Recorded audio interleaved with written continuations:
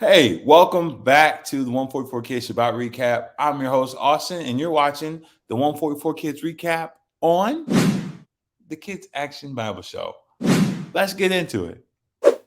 All right, so we start by what we covered last week. And what we covered last week was Mount Sinai. And we're wrapping it up. We were covering Mount Sinai. And so what we talked about last week specifically was how Israel prepared to meet their Elohim. They had to wash their garments and they had to consecrate themselves. Wash their garments and consecrate themselves and had to wait for Yah on the third day. This is what Israel had to do. And this is all in Exodus chapter 19, verses 7 through 15. This is what we covered at the week before. Washing your garments and consecrating yourselves. Why is that important? Why? Because you're going to meet a king. We talked about this in the last Shabbat recap video. If you're going to go meet a king, if you're going to go meet someone very, very important, someone that's royalty, you want to look your best. You want to set yourself apart and you want to wash your garments, almost like you're going to a wedding of such. And if not your wedding, because you're about to say, I do, and make a covenant with your Elohim. So that was so important, so important. And we use this analogy of, would you show up dirty if you're going to go to a royal palace, or would you show up clean, dressed and ready to go? You're going to show up clean. You're not going to wear dirty underwear. And so that's what we talked about in our last Shabbat recap. Now, let's get into what we talked about this past Shabbat. So, Sinai, we're wrapping up Exodus 19. Verse 16 says, on the morning of the third day, there were thunders and lightning and a thick cloud on the mountain and a very loud trumpet blast, so that all the people in the camp trembled. That's what my guy over here is doing. He's trembling.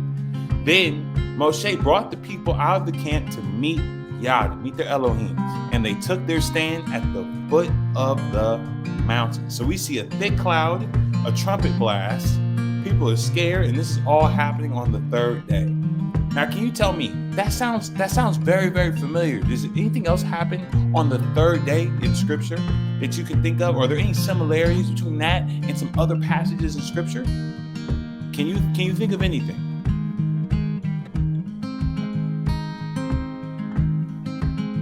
Yeah, if you said Jonah and the whale, you're right. If you said Messiah rose on the third day, you're absolutely right. There's so many references to a miracle or something, the Father showing up on the third day. I just thought that was something we should pay attention to. That's so good.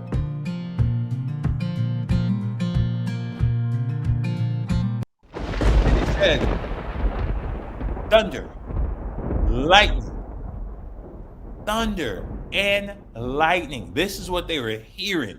They were hearing thunder and lightning. That had to be intimidating. That had to be terrifying. And they heard a loud shofar blast. Do you hear that right now?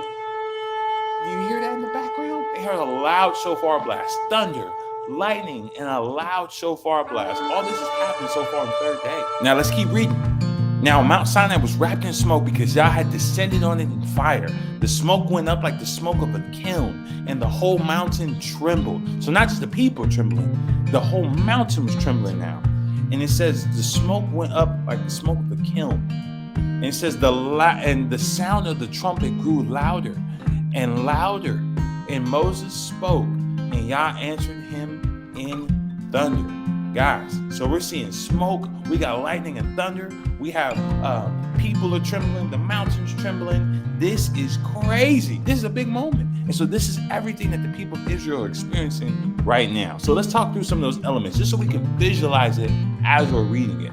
Let's try it. So right here, we see a kiln. This is something that's used to bake pottery. That would be a cup or vase or a coffee mug or anything like that. And so this is from the Roman period. And you can see they have some bricks in there. And you can use it in a grander scale. You can build a bigger one to bake even bigger things.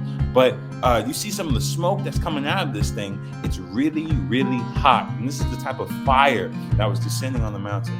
And then over here, just for reference, we see some smoke going up. And so this is what Israel's experiencing. It said, the scripture says smoke like the smoke of a kiln. And those things get hot, let me tell you. So this is a good reference for us to see. Good reference. Let's keep reading. And Yah came down Mount Sinai to the top of the mountain. Yah called Moshe to the top of the mountain. And Moshe went up and Yah said to Moshe, go down and warn the people, lest they break through to Yah and look, and many of them perish. Why? Because no one can look upon the face of the Father and live. He's trying to warn them and protect them. And he also says, let the priests who come near to Yah consecrate themselves. Consecrate themselves. So good. Let's keep going. Let's finish off Exodus chapter 19. And it says, let the priests consecrate themselves unless Yah will break out against them. And Moshe said to Yah, the people cannot come up to Mount Sinai, for you yourself have warned us. He said, I've been paying attention. I'm following your voice. I'm obeying your voice and your commands. He said, set limits around the mountain and consecrate it. And so Yah said to him, this is what Yah said to Moshe. He said, go down and come up and only bring Aaron with you.